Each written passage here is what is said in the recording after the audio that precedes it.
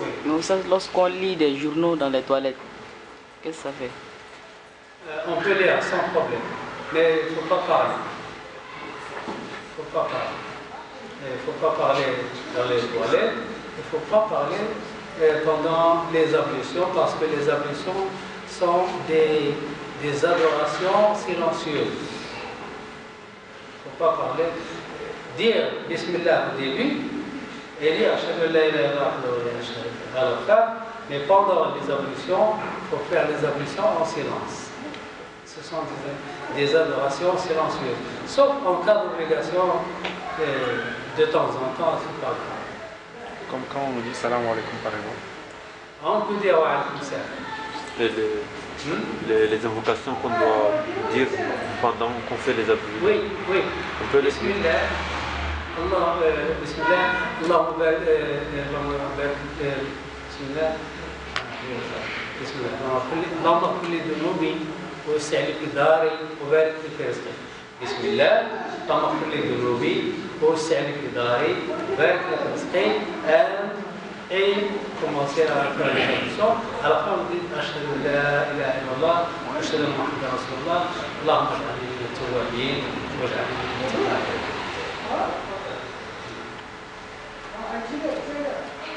Alors, il faut toujours prononcer le nom d'Allah en faisant n'importe quoi. C'est Allah qui est le protecteur, qui vous protège. Allah subhanahu wa ta'ala dit Inna kayda ash-shaytani kana da'if. La ruse du shaitan est très faible. Ne soyez pas, n'ayez pas peur du shaitan. N'ayez pas peur des djinns. N'ayez pas peur. Vous savez l'exemple du djinn. Peut-être que vous avez des expériences avec les chiens. Quand vous marchez, il y a un chien qui aboie. Si vous avez peur, vous courez, il vous suit. Il est encouragé. Mais si vous allez chez lui, il s'enfuit. C'est ça, chez lui. C'est nous qui lui donnons la force. C'est nous qui lui donnons la force. Oui, c'est nous qui lui donnons la force. C'est exactement comme Shaitan. Si vous avez peur du chien, il vous suit et il essaie de vous mordre. Mais si vous allez chez lui directement, il s'enfuit. C'est ça, Shaitan. Voilà. Rappelez-vous de cette image. Le Shaitan et le chien sont plus ou moins les mêmes. Si on dit Bismillah, le diable s'enfuit, n'est-ce pas? Pardon? Si on dit Bismillah. Oui.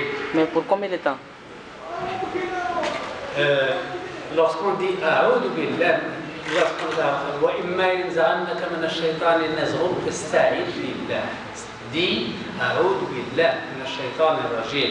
Je cherche protection auprès d'Allah du shaitan. Alors là, shaitan doit s'éloigner un moment. Et pendant que vous sentez à l'aise, c'est bien. Quand vous avez des soufflements, quand vous avez des remords, quand vous avez des idées étrangères, ça veut dire qu'il commence à souffler, alors refaites avec le mustarajim. Chaque fois que vous avez cette idée, vous le répétez. Et la chose la plus pire, la plus dangereuse pour Shaitan, c'est Adam. C'est Adam. Il ne peut pas être dans un endroit où il y a Adam, où il y a Allahu Akbar, La ilaha illallah et Muhammad Rasulullah. Il s'enfuit avec toutes ses forces à un endroit où il ne peut pas l'entendre. Et il s'enfuit avec un état très difficile. Paraît-il qu'il pète pour couvrir le son de l'adhan. Paraît-il qu'il pète pour couvrir le son de l'adhan. Oui. comment lutter contre si la personne possédée, comment elle va se libérer de ces exagérations? Pardon? La personne possédée, Oui. comment elle va se libérer? Comment elle va se libérer? Alors, il doit prononcer, il doit se rappeler d'Allah très souvent. Il doit entendre, on va voir, il doit entendre Surat Baqarah, ou bien lire Surat Baqarah, ou bien entendre Surat Baqarah très souvent. On va voir plus tard.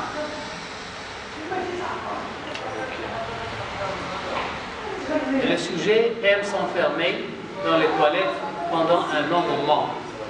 Alors, il y a beaucoup de gens qui s'enferment dans les toilettes.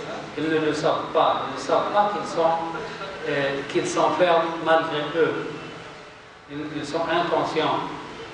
Pour eux, c'est un refuge. Ils s'éloignent des gens, mais c'est un signe très mauvais. Il faut se guérir. Il aime beaucoup l'obscurité et attend toujours la nuit pour se laver. Il ne supporte pas l'adhan. Il y a des gens, quand ils entendent l'adhan, ça leur fait mal et ils espèrent que l'adhan finisse très rapidement. Ça, c'est un très mauvais signe.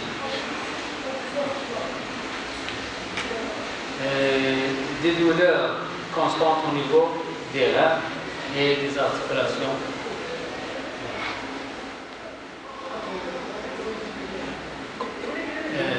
Djinns des cimetières.